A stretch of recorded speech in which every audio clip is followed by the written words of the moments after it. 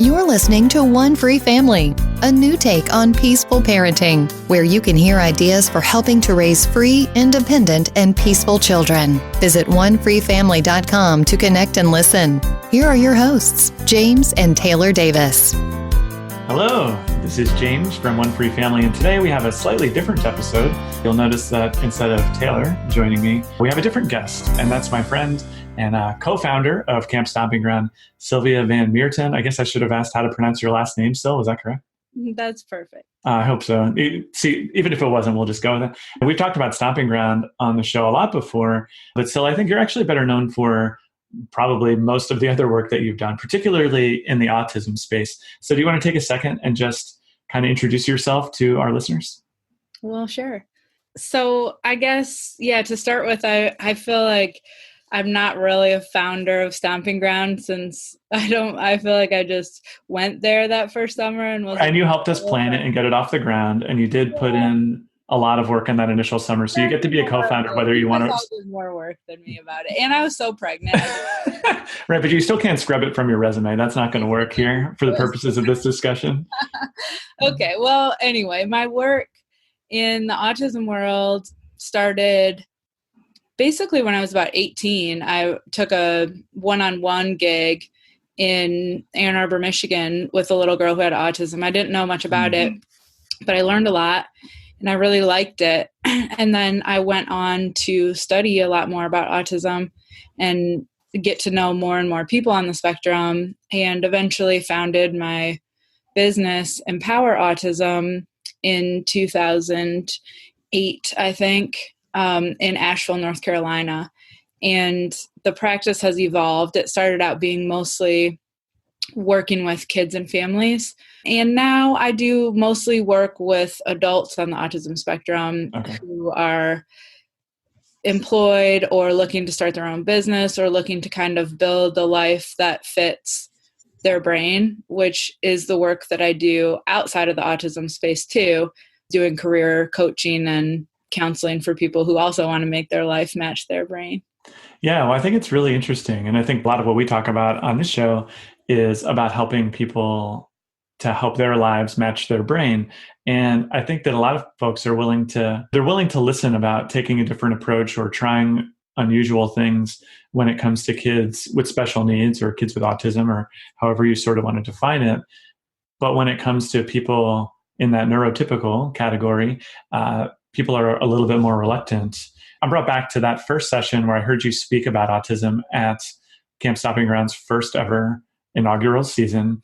And you used a metaphor that was super powerful for me. It was basically you were describing how kids with autism think. Because that summer, I guess I've probably never mentioned this before, but basically we knew we were going to have a critical mass of kids with an autism diagnosis coming to camp. And so you really took some time out to really train our staff into how that would look. And you used an analogy of thinking about kids with autism as having sort of like a different processing system, almost like comparing it to like a computer thing. I don't want to screw up the analogy. Would you mind, if you recall that analogy or if you've used it since, would you mind kind of elaborating on that for folks? Sure. I mean, essentially you had it perfect. It is a lot of people, a lot of adults on the spectrum have been generous enough to try to describe what their thinking process is like. And which is difficult to do because it requires some version of knowing what somebody else's thinking process is like so you can describe yours in a comparative way. Right. And that requires some version of putting yourself in somebody else's shoes, like theory of mind stuff. But anyway, so I came up with it because Temple Grandin, of a famous woman on the autism spectrum, talks about how her mind is like Google Images. And when somebody says the word dog or church to her, in her mind, she sees a picture of the first dog she's ever met, and then the next dog she met after that, and the next one, and so on until the most recent dog. And then she can start to generalize about what a dog is. And that to me is like a different operating system. The way, I mean, not everyone's techie, but the way that like Linux is different. Right. Or even just the difference between a Mac and a PC, that depending on how you are, one might fit you better, but one's not definitively better. It just depends on what you want to use it for. Right. And unfortunately, with the way most people work, especially with kids, and, it sounds like you've been working with adults too, there isn't a lot of room for, hey, you got to work with me differently because I process things differently, right? I mean, in the educational sphere, people have talked about, the theory of multiple intelligences, and, some kids like to work with using their hands, and some kids like to hear a lecture, and some kids want to write it out for themselves. But what you're describing is something bigger than that, it sounds like, right? It's not really like I would prefer to learn this while I'm taking a walk. It's almost like when I'm back to the developer analogy, sometimes the code just isn't compatible, right? And that's so is that really like what you're picturing when you talk about, or I guess she talks about, excuse me, this different development system? Yeah, go ahead. Well, to some degree, I think it isn't so much that that there's a way of like an autistic way of thinking that is incompatible with like all the regular ways of thinking, right? But more that it is in line with what you said. People on the autism spectrum are often, not always, but often more visual thinkers, more literal thinkers, more sometimes pattern thinkers.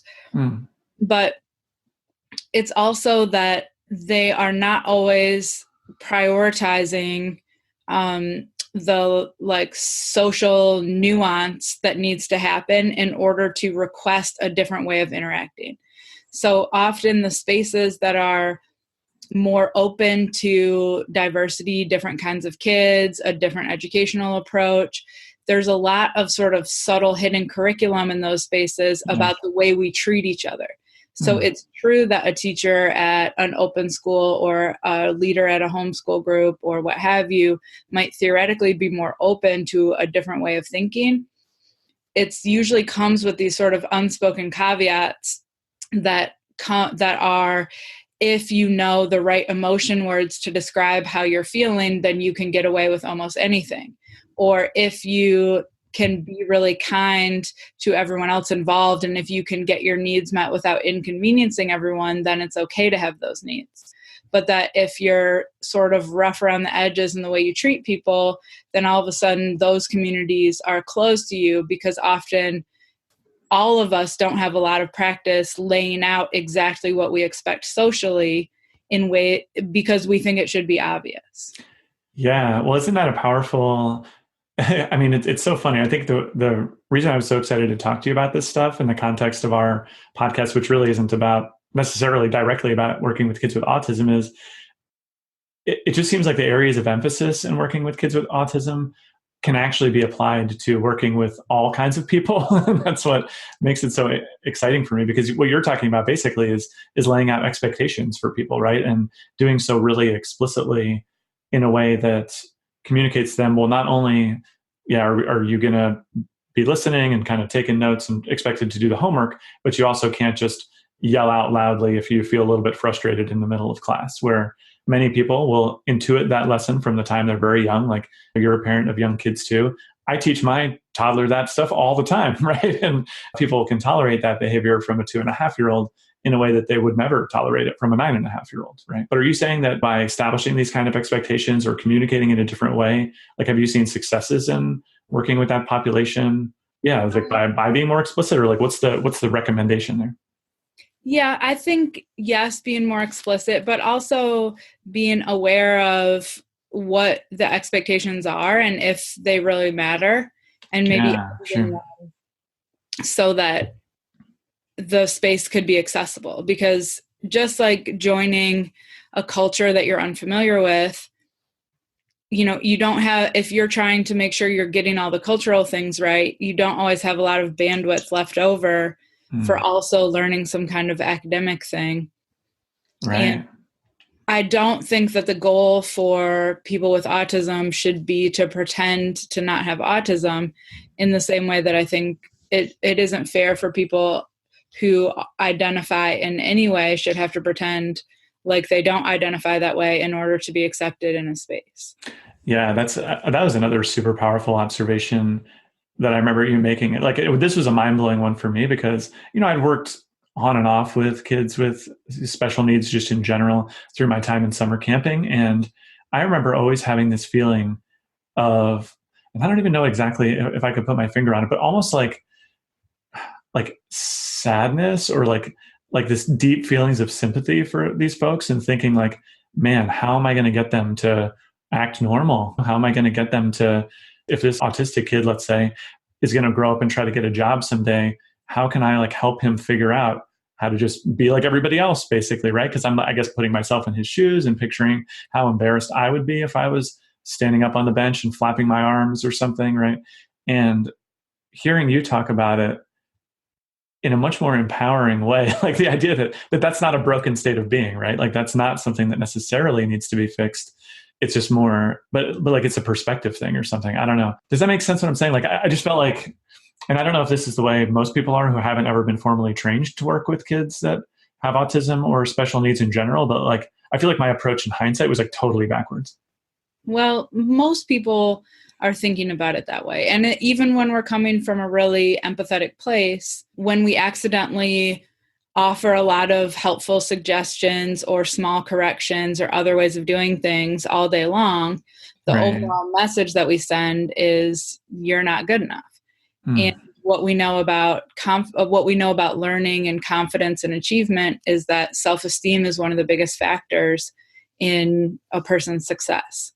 And so whenever anyone can't meet our standards, we're having to make decisions about where we're going to correct and where we're going to accommodate and where we're going to make more room for people to be different in order for that person to have skills that will allow them to make their own money, maybe, or whether we're sending the message that in order to be accepted, you have to be different. And that's a really difficult message to receive. But something else you said, I think is interesting. And that's that I do think that most people who have a diagnosis end up reporting that the worst part is like everybody else. Oh, yeah.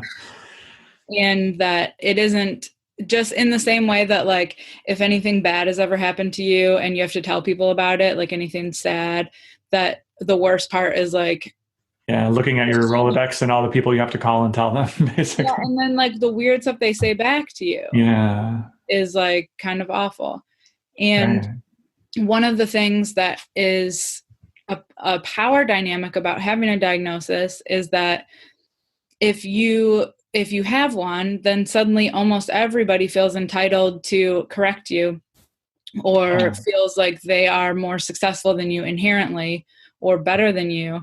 And that sort of slant of authority, not only is it kind of hidden curriculum, totally unspoken, unofficial, unwritten, but it comes with that overall condescending message of you're not good enough and you may never be. And even though there's plenty of behaviors that are undiagnosed that are also pervasive and do terrible things to your life. Like if you're afraid of confrontation, for example, that's pretty pervasive. It really keeps you from having a life that you want, from having relationships that you want. And we don't diagnose it. We just carry it as if it doesn't matter. And so I think there's a lot of unfairness involved in a diagnosis, even though there's also some like help and support available that comes with it. So adults who are on the spectrum or who suspect they might be on the spectrum are always struggling with that. Like, should I officially get diagnosed or not? Because it kind of, they're the same person they were before that, but now they have this label that puts them like below everyone. Right. Well, that kind of blows my mind too, because I mean, one of the things that like especially the part where ultimately this label is just somebody else's, it's like a huge bucket of behaviors or ways of processing things that we've sort of lumped into this, whether it's thinking about people with special needs or autism or whatever word you want to use to describe it. And then the way the snowball starts to head off downhill after that. And I'm really, reminded of the fact that basically throughout history, there have been these classes of people that are considered less than, right? And if you can put somebody in this class, then that does entitle you to feel superior to them or to tell them what to do or to assume that you know better for them than they know for themselves. Pay right? them less and not accommodate for what they need. Exactly. Well, and I mean, think back to, I don't know, how women were treated, and maybe still are in some circles, right? Think about how people of different non-white races were treated in the United States and maybe still are. And, we've talked about it. Definitely still are in both those categories. Exactly. Right. And I'm saying, and I guess like I say maybe still are mostly to say like there's been progress and growth, hopefully, culturally, although there's plenty of counterexamples, especially recently.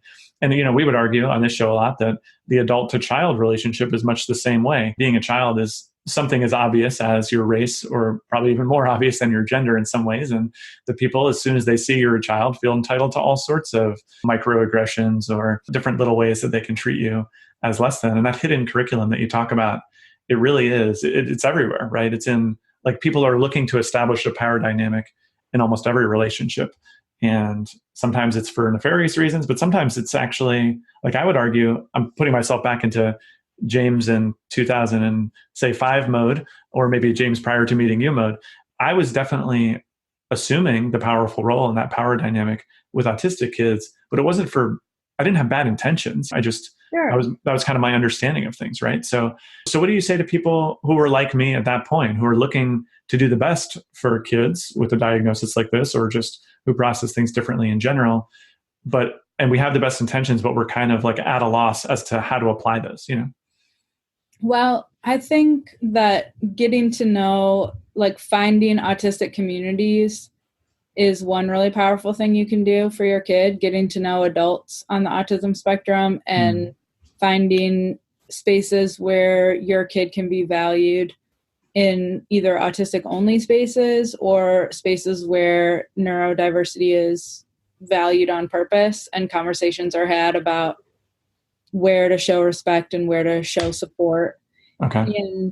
And reading books about neurodiversity and kind of following the neurodiversity movement can go a long way, because without knowing exactly what issues are the most difficult for any particular child, right, it's hard to say what is like the best move for naturally a particular family. But I think overall that protecting confidence, protecting self-esteem throughout the schooling experience, or throughout the childhood experience, is one of the most important roles a parent can play.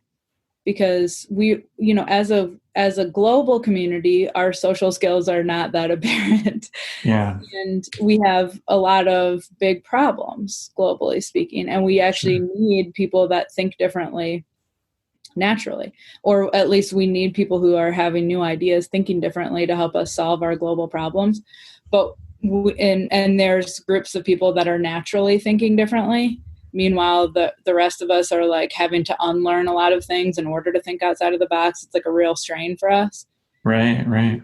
But we've systematically crushed the self-esteem of everyone who does think differently. So they're like no longer wanting to join our communities, or we're not willing to have them join our communities, or a combination of which, when they get to be adults. So that a kid who might be able to solve our like our coming clean water crisis doesn't feel confident enough in his idea to tell anyone, because we've been telling him doesn't have good table manners and he should take more showers, and whatever else we've been nitpicking about this whole time, because we haven't been thinking that our job is to protect self-esteem. Yeah, well, I love when parenting or just working with kids in general, the idea of first preserving the person that you have. It's almost like a Hippocratic oath, but for educators or something, where we have this person, this really precious, unique individual before us, and really just thinking about our role. Is our role to sculpt this person into the person we think they should be, or is it to help them discover and love the person that they actually are, And that particular balance is not, that's not some like easy thing. Like, if you just Sylvia talk about it on the internet, then suddenly like you can do it. And in our family, I struggle with it. My stepson is on the spectrum. Yeah. It's all very well to say that mainly we're trying to protect self-esteem, but it's also like super annoying to have to do a bunch of like extra work for someone who's like old enough to do it for themselves, in quotations. Right. And it can be really frustrating to live with someone that's not like, doesn't know my like code for how I like to be thanked for doing stuff that seems extra, or like, that I'm like irritated with housework. And so it means a lot to me for people to like wipe the pee off the toilet seat or like do their own dishes, those things actually really matter when you're trying to like live in a house with someone who's like in their own world a little bit. And the older you get, the harder it is, because the bigger they are, the bigger mess there is, like, et cetera. And the less programmed I am for thinking that it's my job to take care of it.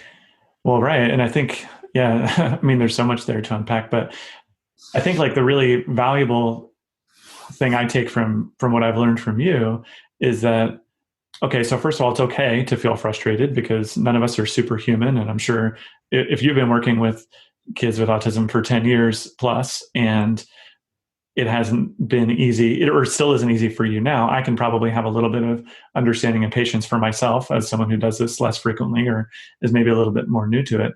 But I also, I don't know, when I think about your stepson, who I worked with that first summer at Stomping Ground, and I remember, because I was coming fresh off of your training and fresh off of kind of having my mind blown and rethinking things, there were some really challenging moments, but thinking about it through that slightly different lens, that, okay, this is hard for me in this instance, but he doesn't want it to be hard. He's not sitting there being like, you know what I'm going to do? I'm going to mess up James's day by like really demanding to keep using the hose in the sandbox, right? Like that wasn't his plan. His plan was, I just really want to keep using this hose in the sandbox. And when someone else comes along and wants to use it, I don't understand that. I don't understand why they should now be able to use it when I'm in the middle of using it or whatever, right?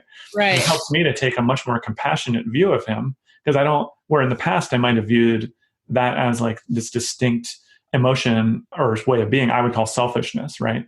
Yeah. And I might feel angry with him or resentful of him and just a total lack of compassion, right? Who's compassionate for someone who's selfish? But in that instance, I felt totally different. I thought, man, it must be so painful to have these selfish feelings for him, because he was just happily playing. And where many people would be able to walk away from the situation feeling totally fine, he's feeling like actively wronged right now. And that must feel really damn hard, like. Yeah. And it's hard. It's really hard to live like that for him and for us, because it's true that he isn't thinking, like, he doesn't value the idea of community in the same way that I do. Right. And at the same time, he is in the community of our family. And so there's parts of that he does really want, but he doesn't see the parts that he wants as connected to doing the parts he doesn't want. And so having to explain what those are in a way that makes sense for him, that makes it more fair to expect, has been like an ongoing learning curve for us. And one of my main takeaways through all my work with people who think differently or who operate differently has been to think first about the anxiety involved in pretending something all day long, or feeling like you need to pretend something, like you're always out of your comfort zone, and how much anxiety comes from that. And then how that anxiety plays out when people do try to communicate with you. That in my most anxious moments, I'm not really like available for learning. I'm barely available for like a decent conversation. Yeah. Wow. And that anxiety is what people with autism report feeling like every day, because there's a lot of anxiety involved in like getting something wrong over and over and over again, and not knowing where it's coming from, like not knowing you're doing it wrong and choosing it, but just like surprise attack being wrong a lot causes this like compounded anxiety over years of it happening. Well, wow. Yeah. And I mean, in my limited experience too, so like I worked with thousands of neurotypical kids and maybe dozens of kids with autism. But one of the really distinct differences I noticed that summer at Stomping Ground was when a neurotypical kid, typically speaking, is criticized for something or corrected on something, they will reflect back right away in some way, how that makes them feel, right? And if you really care about working with people in a compassionate way, those kids will give you feedback pretty readily that like, oh, that didn't feel quite right, right? And if you're really in tune with trying to connect with those folks while you're also in a position of authority, you can modify your behavior with that feedback in a pretty rapid way. But sometimes when I've worked with kids that have autism, I'm not getting that feedback right away almost. Like I express like I need a different behavior or something isn't quite right.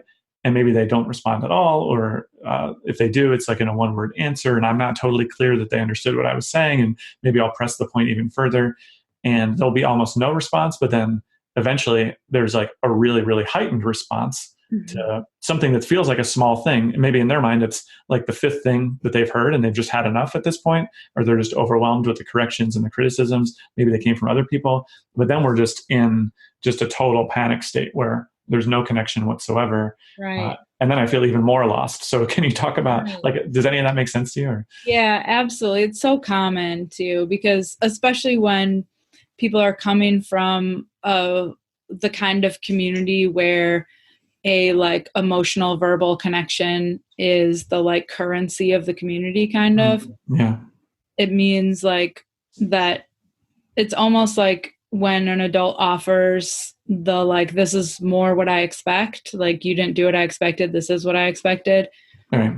That they're looking for something back that is like kind of a particular nuanced flavor of, yeah, I understand what you're saying, and I'm sorry you had to say anything, and I'm pretty sure I can do it well next time. But we don't like feed them that script, especially not in a way that works for them, because a lot of people are so visual that a like verbal emotional exchange that's a surprise is like the most difficult scenario for them. Wow. Also the most like the one where they've gotten it wrong the most often. Oh, yeah. And so usually if I try to have those conversations with someone on the spectrum, I make like a visual, like a social cartoon, or I write a note about it so that they can, or an email if it's an adult, so I can just like say what I want. I can sculpt what I want to say without like using up their airtime with me like thinking out loud and then finally landing where I wanted to. Right. Yeah. So I like write it out so I'm good, and then they don't have to respond right away. So they can like absorb it and think what they want. And if it's a kid, and if I'm trying to teach like how to have this kind of conversation in a way that I like, then I basically will like write them a script, like fill in the blanks for these things. And if you say this back to me, then this moment can be over.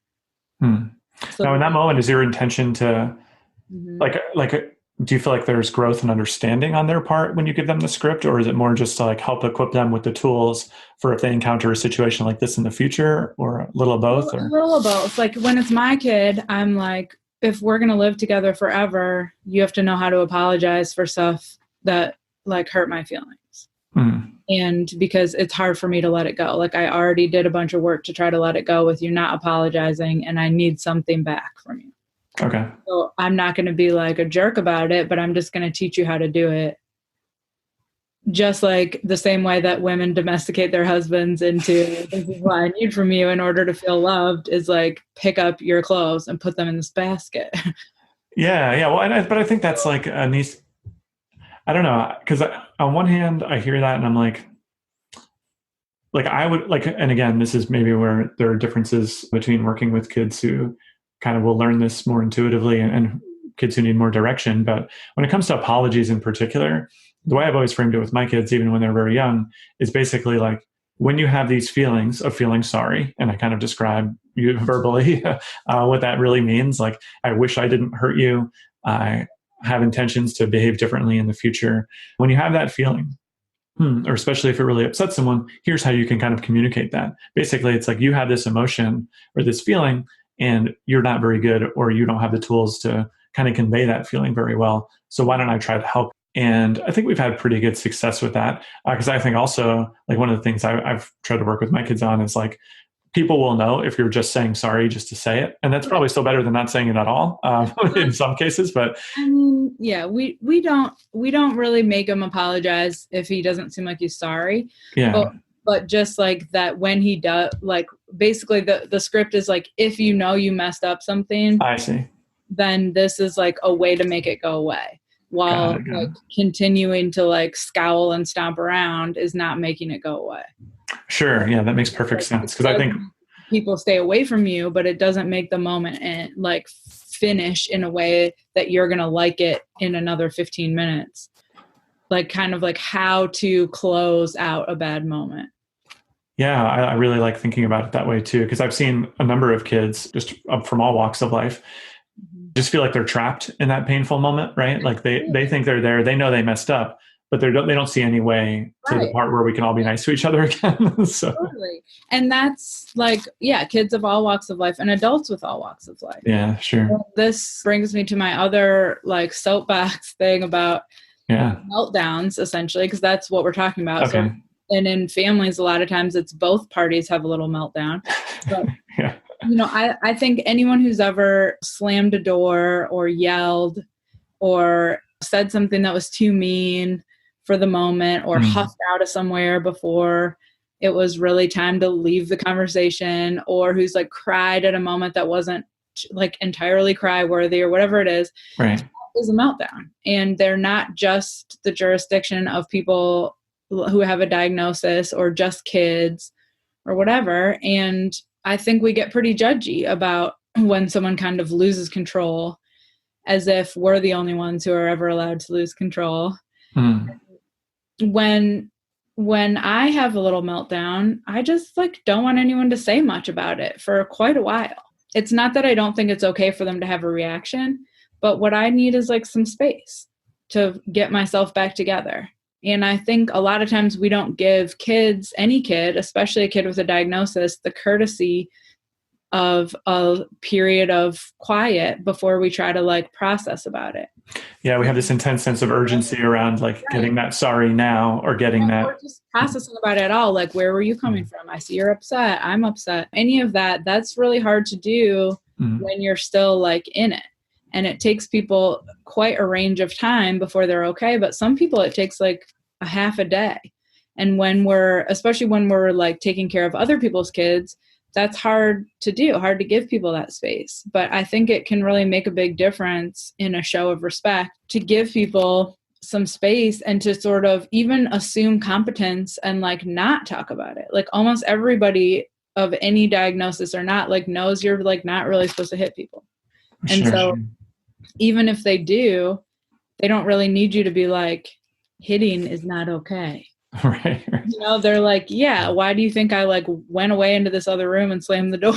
Like, I know it's not okay. And so I think there's a lot to be said for just like not saying anything too, like letting people just get themselves together and like rejoin without having to make every difficult moment like that have another difficult emotional processing moment after it as like the tail end of it. Is like makes us feel better, but it doesn't necessarily make them feel better. Yeah, that's a lot for me to process, honestly, because I think my instinct certainly, especially when I'm working in environments with other people's kids, but even with my own, is like there's always this huge sense of urgency around every individual big flare up or whatever, right? Where I really need to have that final period on it before I can walk away. Yeah, me too. Okay. But I've been working hard on that because I don't think that what I need is always what matters the most. And sometimes it is because I'm like kind of driving our family forward on whatever it is. So if I'm not back in a good place, it's hard for us to like the whole family to move forward with whatever we're doing.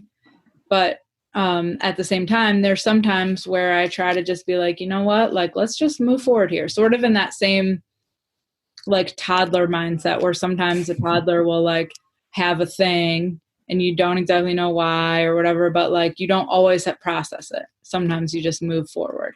And that same philosophy of like can apply to all ages. And it's sort of liberating in a way too. Yeah, that's really funny. I think when it comes to toddlers, again, we have just kind of like a cultural agreement that this is going to happen sometimes. We can all move on from it. Like my toddler was really just thrown down around bedtime last night. And it was pretty annoying and hard in the moment, but we didn't need, like my wife and I didn't have to stay up into all hours having them back up to be like, hey, we really like this morning when I saw him, he's like, Daddy, make me some food. I wasn't like, hey, we really need to talk about last night, son. Right. Yeah, you hit my leg when I wanted to brush your teeth. And like, we just like, we're like, all right, dude, like, well, moving on. Totally. Yeah. That's, but that's because we all decided that's part of toddler development. And also because they make us pay a really big price for like bringing it back up. Like it doesn't go well. And I think that same thing is true for some populations. That people like who get really anxious and who are like more prone to flying off the handle, like it's okay for us not to make them always talk about it. Like I don't need to talk about something enough to like make someone get mad again. Well, sure. So do you revisit, or so like say it happens a few times in a week, right? And you never really had a good time to sit and chat about it. Will you start a conversation when things are kind of going okay? Yeah. And it depends on the kid and the scenario, but I generally try to do like if it's still bothering me, then I'll try to write about it first. Because I think that again, because not everybody, but many people on the spectrum have trouble processing emotional and verbal surprising conversations. Yeah. And so it's like puts them at a major disadvantage in the conversation, which makes it a pretty selfish move on my part to make us use that format for something that matters most to me. So I try to think like, okay, if I still need to talk about this, how can I at least put it in a format that's more accessible? And then if it isn't worth it to me to like write something about it and like make a conversation support, then I'm like, well, then I shouldn't talk about it. Yeah, I like that. This is why, again, I just always love it. But like the idea that you kind of ambush somebody with this emotional discussion, right. Especially when it comes to describing emotions, even for adults, like you said, that can be really abstract. The difference between jealousy and envy, or frustration and anger, and right. All those things. It's like they're spending half the time just wrapping their mind around what you're saying, almost like when you see a kid reading aloud, right? It's like, well, they oftentimes have less comprehension because they're focused on the performance of reading. Yeah. Yeah. That gives me a lot to think about. Because every time I hear you talk, it just makes me relate to just kids from any background and ones that I've worked with. And like, I think of even one of my own sons who can get really explosive when he's really frustrated and angry, and how little we often get out of trying to process things in the moment, or even he actually has a pretty good moral compass. It's just that he's not quite there when it comes to putting that into practice at his lowest moments, right? So, right, and neither are the rest of us. We're getting there. Right. Yeah. And it is nice to feel like to rewrite your own hidden curriculum, like you're not failing by not processing. If it feels like exhausting and unfulfilling for you to process about it too, then like, what's it even doing? Well, I think a lot of times when we're parenting, inaction just feels like failing anyway, right? Like if you're not doing something, and I think this is like one of the big myths that people tell themselves, especially like if your sample size is only your own kids, you might be under the false illusion that you're going to be able to fix everything, or you're going to be able to put a nice bow on every last thing, and everything is just going to be neat and perfect. And it doesn't matter how good you get at it. It doesn't matter all the perfect words and the great scripts and the perfect analogies you hear on a podcast. Like a kid is just sometimes not going to be ready for your speech, and your big light bulb moment might not click in, right? So it's a soft science at best. Yeah, and art form is kind of how I would think about it. But hey, I know we're running somewhat low on time here, and I know you got some other stuff coming up today. But I think this was really, really fun, and hopefully our listeners, even those without a lot of frequent interactions with autistic kids, can take something away from it, because I know I certainly have. Well, thanks, James. I really appreciate it. Awesome. Well, thanks everyone for listening. Taylor were here. She would do the outro better than I would. But as always, we really appreciate you listening, and love you. And we'll see you next time. Thank you for listening to One Free Family. If you enjoy the podcast, please show your support by becoming a patron at onefreefamily.com/support. Your support will help make this show better. Plus, you can get access to rewards and additional episodes by joining. Again, that's onefreefamily.com/support. This has been a Pax Libertas Productions podcast.